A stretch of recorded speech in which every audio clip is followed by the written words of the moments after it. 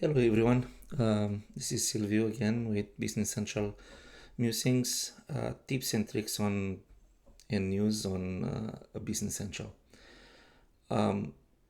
I was browsing through the learning events the other day and I noticed one video led by one of the program managers at Microsoft, Mr. Totovic, in which his team was presenting a new app in Business Central, and the app uh, is called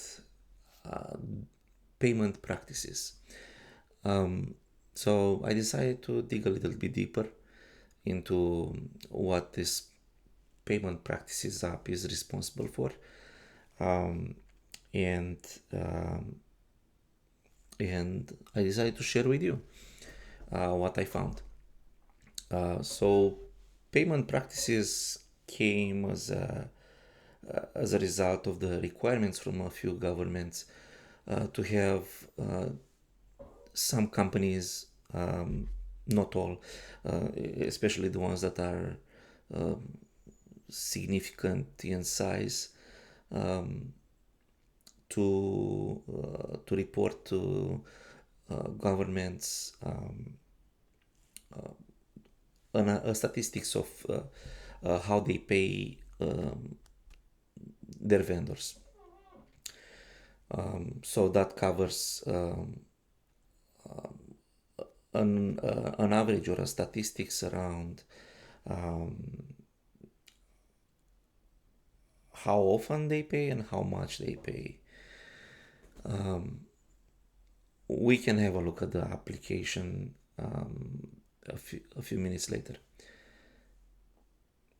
The other thing I wanted to say is that this is not global yet, so not all countries require this have this regulation.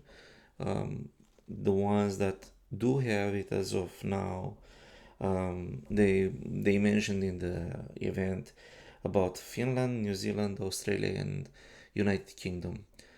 I'm pretty sure more and more will governments will require this reporting, especially with maybe global economy changing.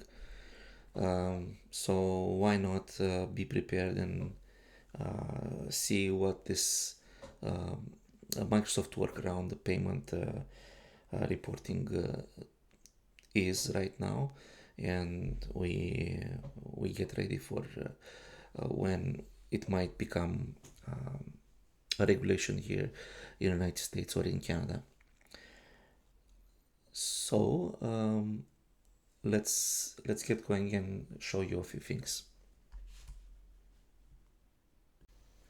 So as I mentioned in the introduction, a few of the governments have initiated this payment times reporting.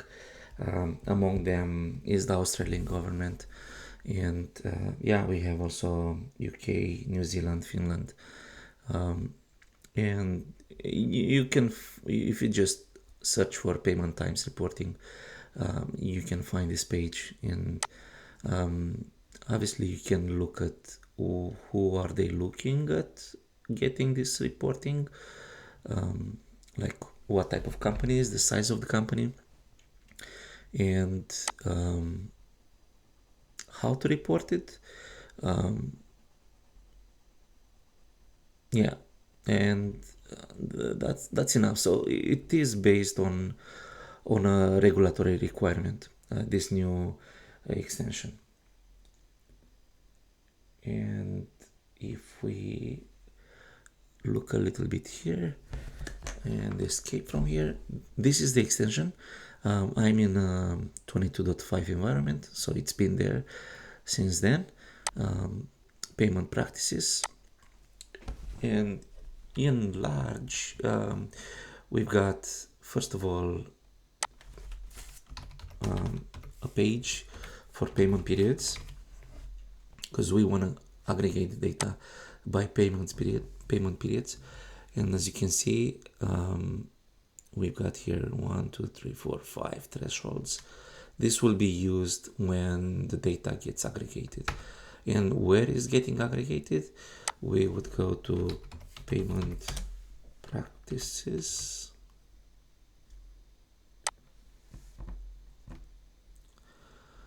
And there is nothing new here, but we can create one.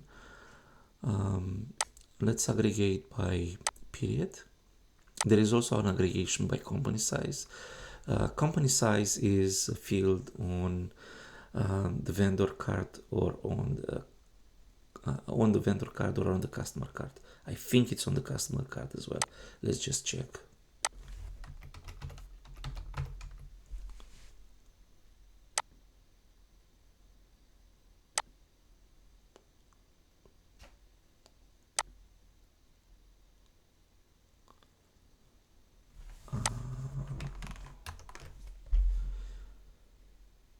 Let's look here. No, so it might not be on the customer card, but for sure it's on the vendor. For sure we can find it on the vendors, on the vendor card.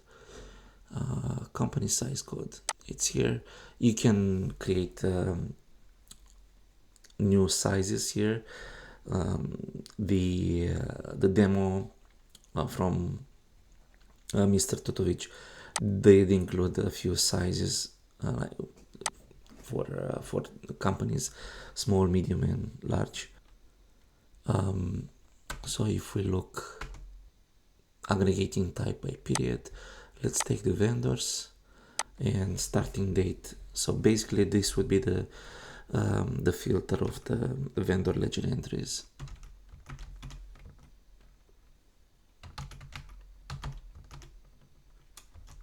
Let's take a larger interval because I don't know how much data we have in here.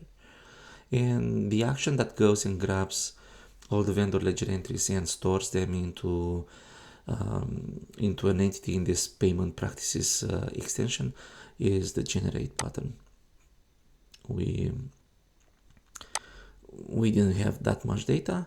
We can see here the output is, for example, all the invoices were paid in the first 30 days, and the whole amount was paid in the first 30 days, which is kind of unheard of in real life. But if we go to, and I'm preparing here a real life case. You can see here that in the first 30 days, 24.62% of all invoices were paid in those first 30 days, and the amount that was paid from the total amount of all invoices, 47% were paid in the first 30 days. And then in the next threshold, in the second month, 46% were paid. 46% of all invoices were paid as a number, were paid in the first 30 to 60 days. And in terms of amounts, 35% of the amount was paid in that interval. So that's one thing. We can click on those numbers and we can see details about the invoice, the entry number of the invoice, the entry number of the payment, vendor ledger entry, when the invoice was posted, and the amount and the due date, agreed payment days, and the actual payment days. So it was paid, this one was paid just the day before the due date. Okay, and then we have here under statistics a few more data.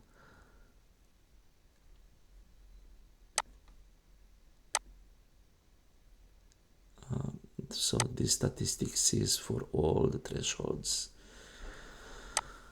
Okay, so that would be for what this payment practice does.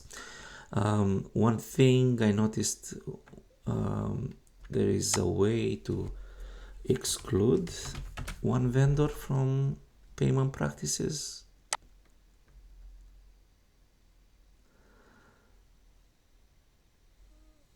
Maybe not here.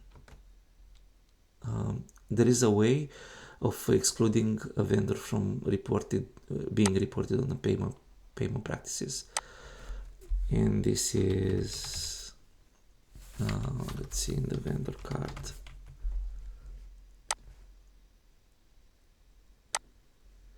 If we search here for exclude from payment practices, there is a field, and I wish I could see it where it is.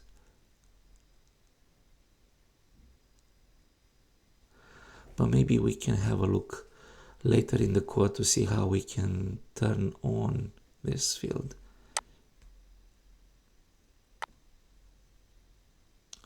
It's here. Exclude from payment practices, so it's under payments, which it makes sense. Okay, in large, this is what payment practices does.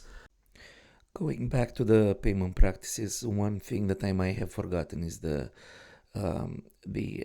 print button here. So with this, we can generate a report with the exact same data that's under here in the lines. Let's see how it looks like.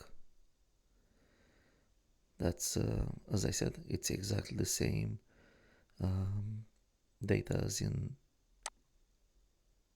what we have here in the lines. The last thing I want to cover in today's video is how does this extension look like from internally from a coding perspective.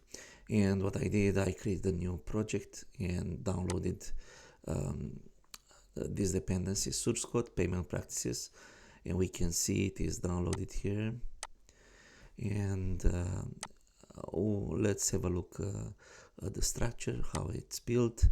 We have the payment periods. We saw what the payment period is the threshold that's going to be at the core of what's under the lines. And then payment practice data is is the core data extracted from the vendor ledger entries and probably customer ledger entries. We haven't seen that yet. The practice header and line is basically the header and the line structure, just like on any document, but not for documents, because we have payment practice is the entity here. And then what else can we see here? If we look a little bit at the code, the payment practice card, we have an action, the generate action. We saw it. What's the content of it? Well, we're grabbing the data from the underlying entity, which is the vendor ledger entry in our case. And if we go to the generate, we can see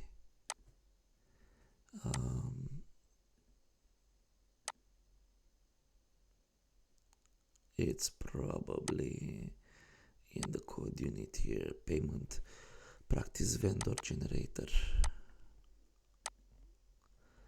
And here, yeah, we see what's happening. As long as it's not an excluded vendor,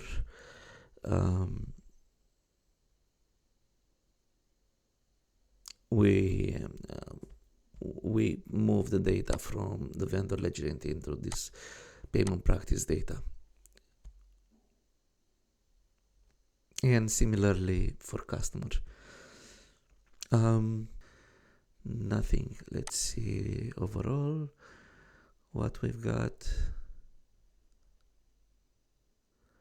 We have interfaces for two interfaces, one for the data generator, because it's gonna be called for vendor and for customer data. Just want to see one more thing. The print, it's running the payment practice report.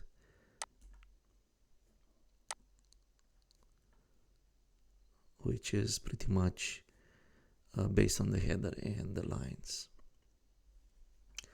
And the layouts are docx. Here we go. Okay, that's pretty much what's going on internally with this payment practice. Yeah, right now there is not a big usage. Only a few countries are using this extension. So when when this is going to be available in your country, maybe it's the time to turn it on or use this extension. Otherwise, it can be uninstalled. If you like what you saw today, you can subscribe to my channel and you can hit the notification bell, and every time I'll publish, you're gonna see what I published. Thank you again. See you next time.